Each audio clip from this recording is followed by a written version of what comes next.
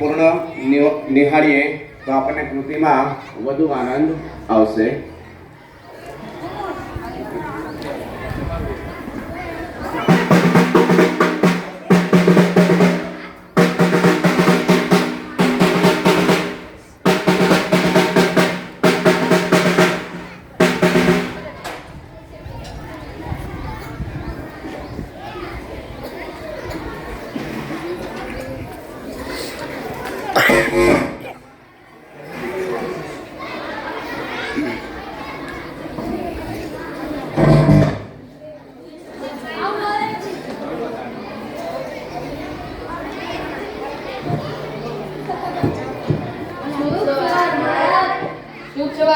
આજે અમારા મંત્રીઓ ક્યાં છે?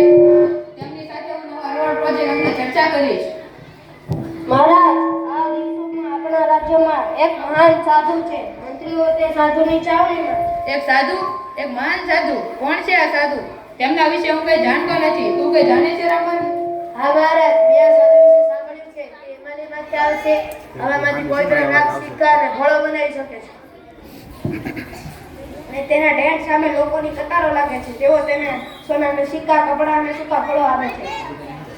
તે પૂજા દ્વારા કોઈ પણ બીમારીનો ઈલાજ કરી શકે છે, પરંતુ તેને મોટી રકમ ચૂકવવી પડે છે. સરસ, મારે આ સાધુ વિશે વધુ જાણવું છે. હવે તમે જઈ શકો છો. હું આ સાધુ વિશે રામન સાથે ચર્ચા કરીશ.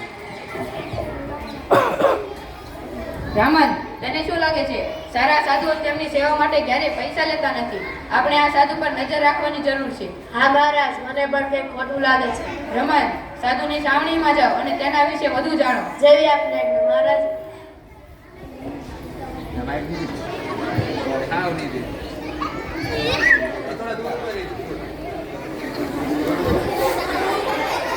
શાંતિ રાખો. ત્યાં જુઓ, મહાન સંત તેની દિવ્ય આંખો ખોલી રહ્યા છે.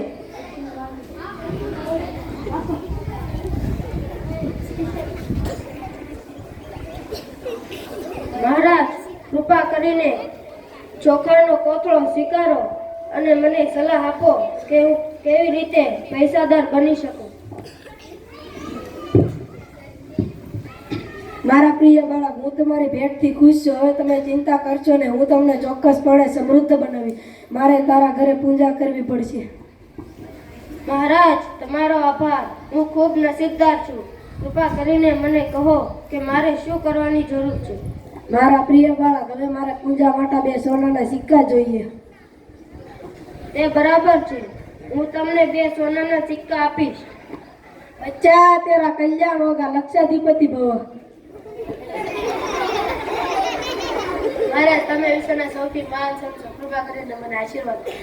ઉઠ મારા બાળક, તું મને તારી સમસ્યા જણાવ. મહારાજ, મારી પાસે મારા જીવનમાં બધું છે. સુખી કુટુંબ છે, મોટું ઘર છે અને પુષ્કળ પૈસા છે. પણ કઈ કેવું કરો કે મારા મૃત્યુ પછી સ્વર્ગમાં જઈશ.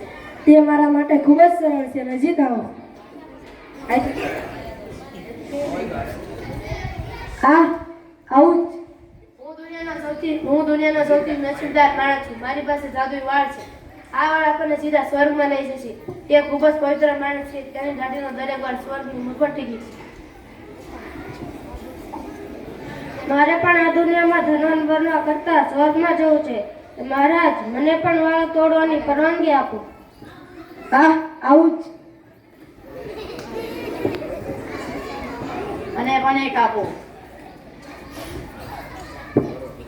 મહારાજ, કૃપા કરીને તમારા અનુયાયી ન કહો તેમને સ્વર્ગની ચાવી આપો.